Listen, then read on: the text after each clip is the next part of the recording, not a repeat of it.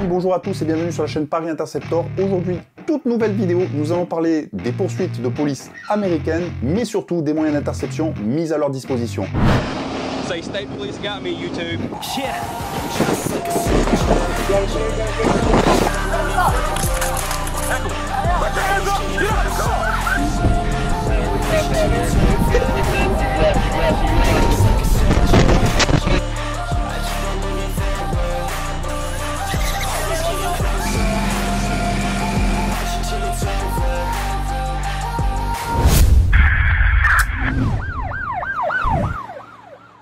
Alors cette vidéo fait suite à de nombreux messages que j'ai reçus sur Instagram concernant un véhicule de police avec un système de filet qui intercepte une Camaro. Il s'agit là du système Grappler. Mais avant de voir précisément ce système-là, on va voir tous les moyens d'interception mis à disposition pour les policiers. Alors je ne sais pas si vous avez déjà vu une poursuite retranscrite à la télé sur un journal télévisé, mais le commentateur se fait plaisir. On assiste à un véritable spectacle et moi j'ai même l'impression que le mec il commente carrément un match de catch. Ah là c'est une autre histoire.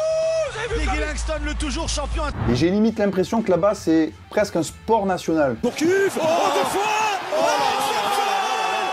Exceptionnel, Johan Gourcuff. Quel but. On le compare à Zidane, mais on va le comparer encore un peu plus. Finally got the right tire and he still was going. He was down like 15 miles an hour. Revenons à nos moutons les amis et parlons directement des moyens d'interception des véhicules. À savoir la première, le barrage routier. Le barrage traditionnel. Donc plusieurs véhicules de police mis en travers de la route afin de bloquer cette dernière et de bloquer le véhicule fuyard. Je ne sais pas si concrètement ça se fait encore, mais ça reste quand même un moyen assez limité et facilement contournable. Et puis, quelqu'un qui fuit la police va continuellement chercher à fuir, que ce soit à pied ou en véhicule, peu importe les dégâts, peu importe les victimes, peu importe le mobilier urbain, le mec foncera tout droit de partout et cassera tout. Il faut savoir qu'un véhicule en fuite, les amis, concrètement, c'est une bombe à retardement. Une voiture lancée à plus de 100 km/h, ça reste une arme létale. Bon alors aux États-Unis ils s'emmerdent pas, en règle générale ils font un barrage et puis lorsqu'ils voient le véhicule approcher, ils font feu directement afin d'éliminer le conducteur. The APC turned back over to the National Guard undamaged. Du coup qu'est-ce qu'on fait? Eh bien on sort cette bonne vieille herse. Alors il y a plusieurs herses, il existe plusieurs systèmes de herse, à savoir la herse traditionnelle que l'on déploie devant le véhicule lorsque ce dernier va passer et qu'on rembobine un petit peu rapidement pour laisser passer les autres véhicules de police.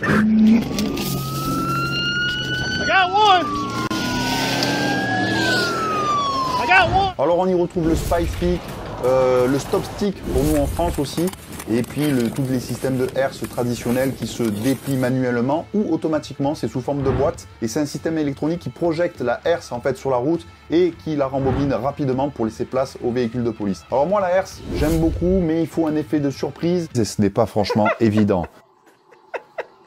Regardez ce policier, il se place volontairement devant le véhicule du fugitif, l'objectif étant de lui faire prendre une herse. Bon, ça n'a pas marché cette fois-ci aussi, l'effet de surprise a été loupé puisqu'on voit le véhicule de police en attente stationné sur le côté. Il faut savoir que la herse quand même elle est interdite dans certains états à cause de sa dangerosité. Et oui parce qu'il faut savoir que si tu passes une herse à plus de 160 km/h, tu as une perte de contrôle de ton véhicule totale et tu peux t'encastrer dans tout et n'importe quoi.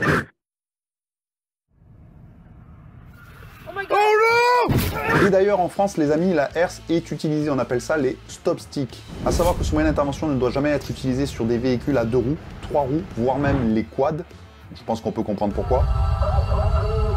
Ni dans une courbe et ni depuis un véhicule de police en mouvement. Il faut savoir que c'est plus ou moins le seul moyen d'interception que les Français ont. Il n'y a aucun article qui définit concrètement une poursuite, contrairement à nos voisins anglais qui, eux, pour tout ce qui est refus d'obtempérer en scooter, ont trouvé une solution efficace. Je peux vous dire, c'est très efficace. 58 tons of war machine on a rampage in San Diego. Crewmen in the army. But police had no idea who was at the controls until it was over.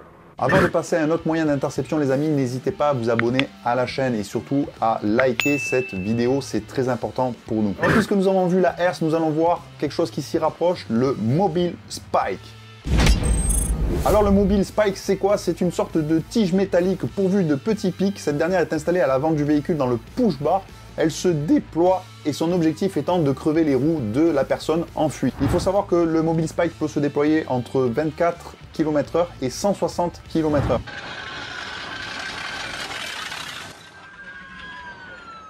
Alors attention, dans l'idée, sur le papier, pourquoi pas? Néanmoins, on revient un petit peu au problème qu'on rencontre avec la herse, à savoir une perte totale du contrôle du véhicule.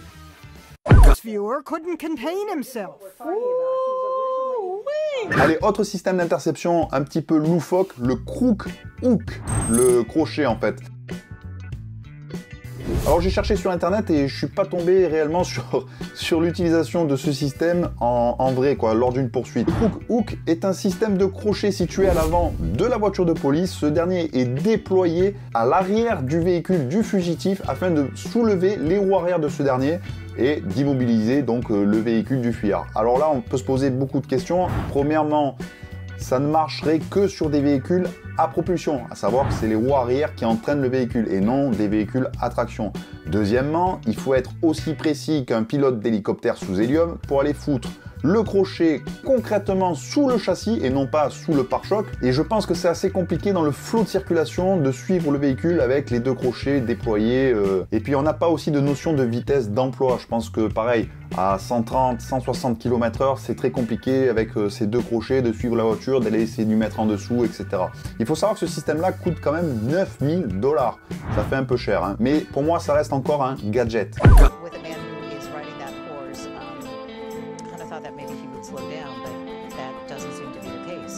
Allez, un autre système d'interception, le RF Safe Stop. Alors là, on est directement dans un film d'Hollywood. D'ailleurs, je crois que l'idée vient directement de Fast and Furious.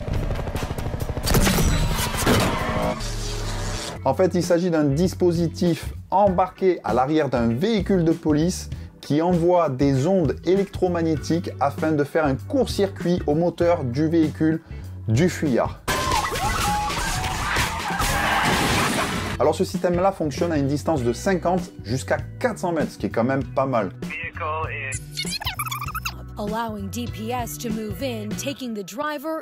Néanmoins, pour moi, il y a énormément de points négatifs à ce système, à savoir que premièrement, il doit se placer devant le véhicule du fuyard. Chose qui est un petit peu compliquée selon la vitesse et surtout selon la circulation. Son volume, il est énorme, il prend toute la place dans un véhicule, il doit être embarqué dans un véhicule assez conséquent. Et troisième point négatif pour ce système-là, va savoir si ça n'impacte pas les autres véhicules.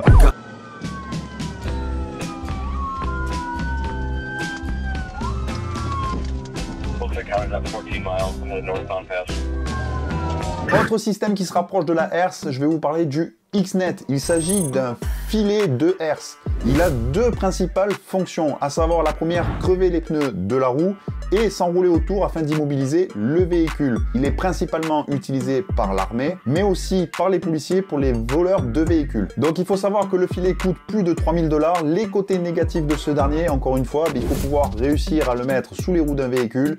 Et puis selon la vitesse à laquelle le véhicule va le prendre, encore une fois, une grosse perte de contrôle de ce dernier et puis des dégâts à gogo et à gaga.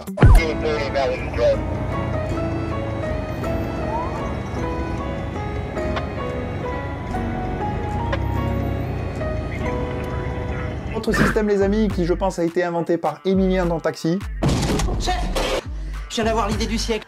Le Guardian VX. Alors qu'est-ce que le Guardian VX? Il s'agit d'un espèce de canon lanceur de GPS. L'objectif étant de viser plus ou moins avec son véhicule grâce au laser, d'y projeter un GPS qui va se fixer directement sur la carrosserie du véhicule en fuite afin qu'on puisse toujours retrouver et suivre ce dernier sur une carte. Je pense que ça peut énormément aider l'hélicoptère et puis ça aide aussi à retrouver le véhicule, mais pas forcément le fuyard.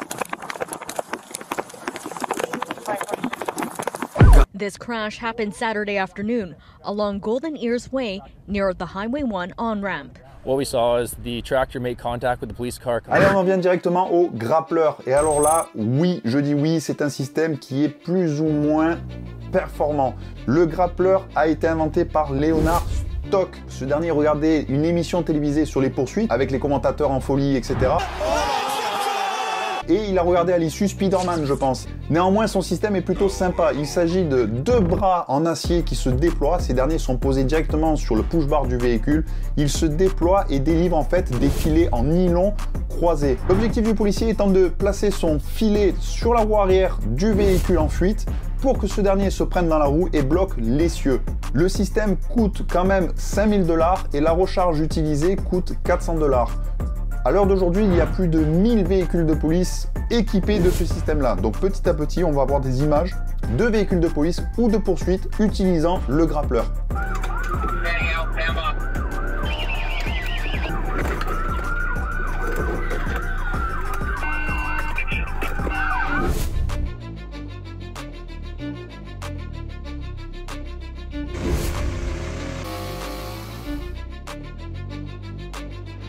Look, she's got company. Her dog. There's Fido out there. He's staring out of the gaping hole. Donc il faut savoir que des systèmes d'interception de véhicules, il y en a énormément, ça reste pour moi des gadgets. Et nous, ce qui nous intéresse réellement et concrètement dans une poursuite, c'est la percussion, la manœuvre.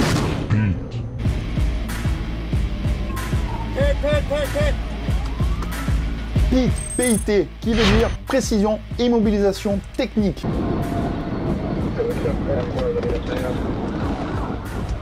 Alors la technique est très simple, elle consiste à un véhicule de police d'aligner perpendiculairement ses 2 roues avant aux 2 roues arrière du véhicule en fuite, venir au contact directement de ce dernier, d'accélérer afin de lui faire un tête à queue. Et des manœuvres PIT, les amis, il y en a énormément. Alors il faut savoir que certains véhicules de police sont équipés d'un push-bar simple pour pouvoir faire la manœuvre PIT.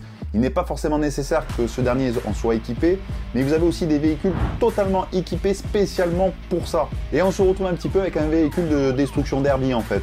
Alors la manœuvre PIT est une manœuvre extrêmement dangereuse pour la personne en fuite, mais aussi pour les policiers.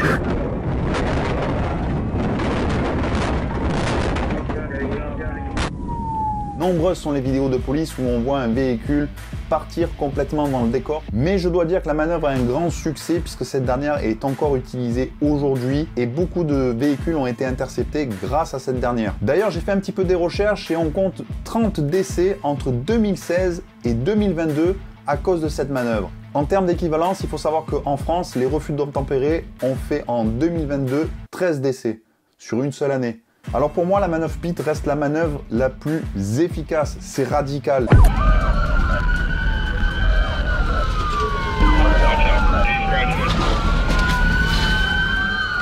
Voilà les amis, cette vidéo touche à sa fin, j'espère qu'elle vous a plu. N'hésitez pas à me le mettre en commentaire car je souhaiterais faire de plus en plus de contenu de ce type. Commentez les poursuites de police, les moyens d'interception et les vidéos de police qu'il existe sur internet. Et sinon moi les amis, je vous dis à bientôt sur la chaîne Paris Interceptor et n'hésitez pas à venir m'écrire directement sur Instagram. Allez, ciao!